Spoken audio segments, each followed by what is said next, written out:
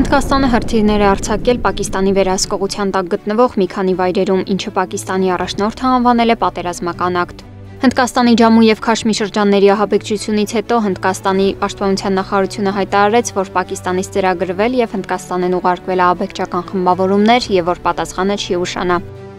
Այս քայլերը ձեռնարկվել են Փահալգամի բարբարոսական ահաբեկչությունից հետո, որի հետևանքով սպանվել է 25 հնդիկ եւ Նեպալի 1 քաղաքացի։ Մեր գործողությունները եղել են նպատակաուղղված, հավասարակշռված եւ չեն ուղեկցվել էսկալացիայով։ Պակիստանյան ոչ մի ռազմական օբյեկտ հարձակման չի ենթարկվել։ Հնդկաստանը զգալի զսպվածություն է ցուցաբերել թիրախների եւ դրանց իրականացման մեթոդների ընտրության հարցում։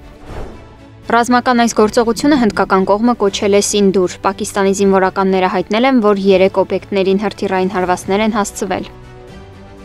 Պակիստանը կպատասխանի դրան այն ժամանակ եւ վայրում, որն ինքը կընտրի։ Միացյալ Նահանգները, Ռուսաստանը, ՄԱԿ-ը կոչ են արել Հնդկաստանի եւ Պակիստանին զերծ մնալ ռազմական գործողություններից։ Ես հուսով եմ, որ կեսգիշերին սկսած ռազմական գործողությունները որքան հնարավոր է շուտ կդադարեն երկու պետությունների ողջամտության շնորհիվ։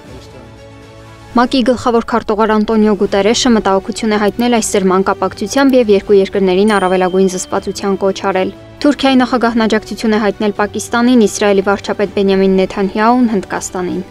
Սվետլանա Թորոսյան, Նոնա Գևորքյան, ABC Media։